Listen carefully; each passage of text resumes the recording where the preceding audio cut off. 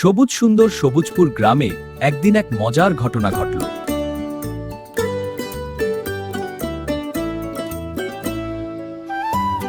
গ্রামের সবচেয়ে দ্রুত দৌড়বিদ হল খরগোশ টুটু।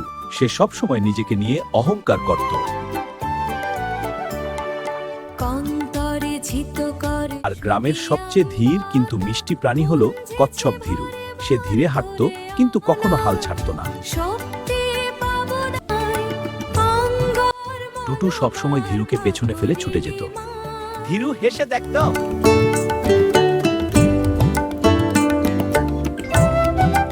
টুটু সবার সামনে দৌড়ের প্রদর্শনী করত। সবাই দেখত, কেউ কেউ হাততালি দিত।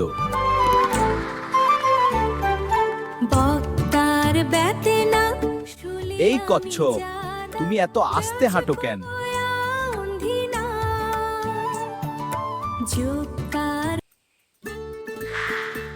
তোমার মতো ধীর প্রাণী আমি কখনো দেখিনি। তুমি কি কখনো দৌড়াতে পারো?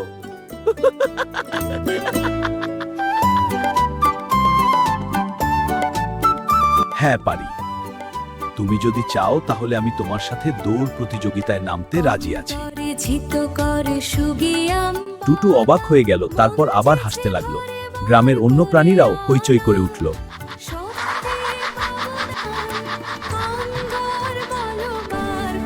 ঠিক আছে, কাল সকালে দৌড় প্রতিযোগিতা হবে।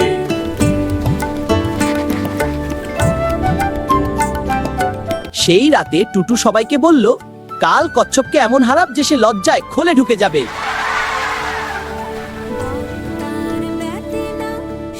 ধীরু সেদিন রাতে শান্তিতে খেয়ে তাড়াতাড়ি ঘুমিয়ে পড়ল।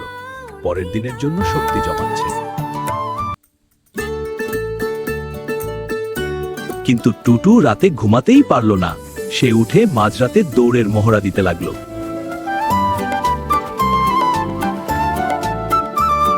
পরদিন সকালে সারা গ্রাম জেগে উঠল। সবাই দৌড় দেখতে এসেছে।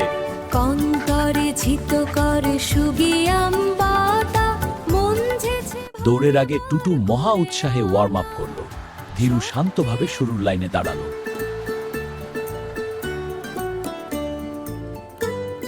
কাঠবিড়ালি দাদু লাঠি উঁচু করে বললেন, প্রস্তুত? 1 2 3। যা! টুটু বাতাসের মতো ছুটলো। মনে হলো সাদা বিজলি বের হয়ে গেল।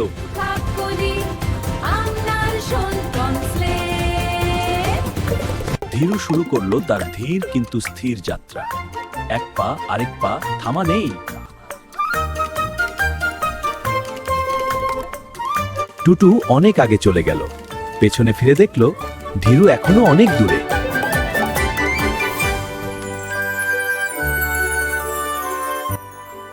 টুটু ভাবল, ধীরু তো এখনো অনেক পিছিয়ে, একটু সহজেই জিতবো। আর বলতে না বলতে টুটু ঘুমিয়ে পড়ল। নাক ডাকছে আর পা নাড়াচ্ছে।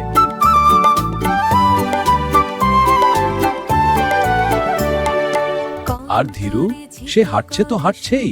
পুকুর পার হলো, বাঁশবন পার হলো, থামার নাম নেই। পথের পাশে ছোট ছোট প্রাণীরা ধীরুকে উৎসাহ দিচ্ছে। ধীরু মাথা নাড়িয়ে এগিয়ে চলল। মাঝপথে এসে ধীরু দেখল টুটু ঘুমাচ্ছে। ধীরু একটু অবাক হলো কিন্তু থামল না। ধীরু আস্তে আস্তে ঘুমন্ত টুটুর পাশ দিয়ে চলে গেল। টুটু কিছুই টের পেল না।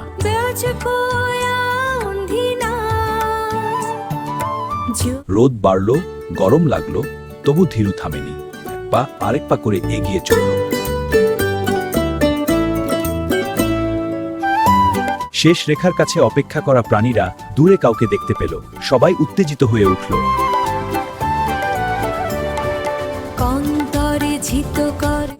ধীরু দূরে শেষ রেখা দেখতে পেল। চোখে আশার আলো জ্বলে উঠল, কিন্তু তবু সে তাড়াহুড়ো করল না।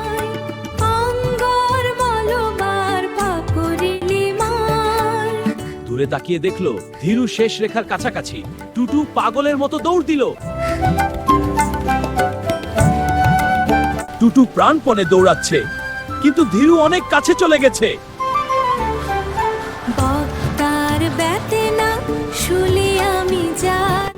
ধীরু শেষ রেখার একদম কাছে। সবাই চিৎকার করছে, ধীরু ধীরু ধীরু। ধীরু শেষ রেখা পার হলো। টুটু 1 সেকেন্ড পরে এসে থামলো, হতবাক হয়ে গেল। বিজয়ী হলো ধীরু। কাঠবিড়ালি দাদু ঘোষণা করলেন, বিজয়ী হলো কচ্ছপ ধীরু।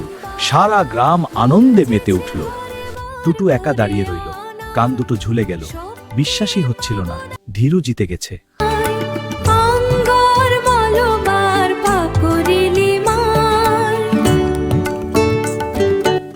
তুমি অনেক দ্রুত টুটু, কিন্তু আজ একটু দেরি হয়ে গেল।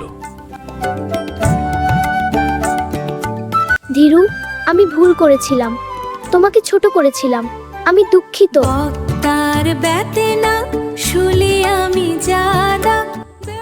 কোনো ব্যাপার না বন্ধু, চলো এখন থেকে একসাথে হাঁটি।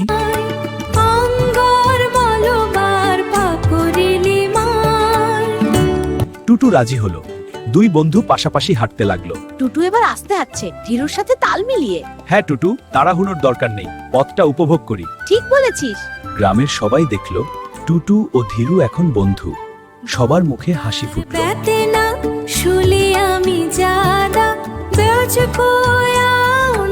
আজ আমরা একটা বড় শিক্ষা পেলাম, শুনতে চাও?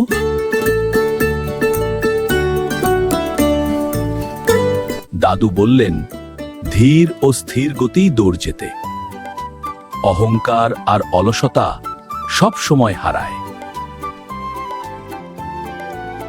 টুটু বুঝল, শুধু দ্রুত হলেই হয় না, ধৈর্য আর অধ্যবসায় সবচেয়ে বড় শক্তি।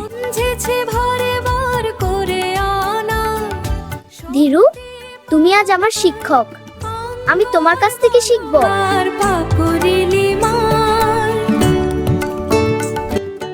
প্রতিটা কাজে তাড়াহুড়ো না করে ধৈর্য ধরলে সাফল্য আসবেই।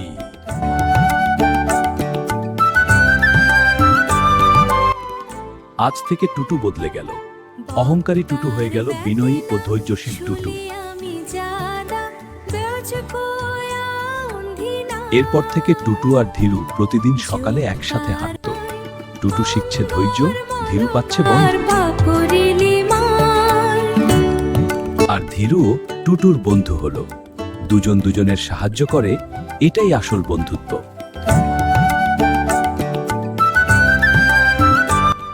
সবুজপুর গ্রামে সেদিন থেকে শান্তি আর বন্ধুত্ব আরো বেড়ে গেল।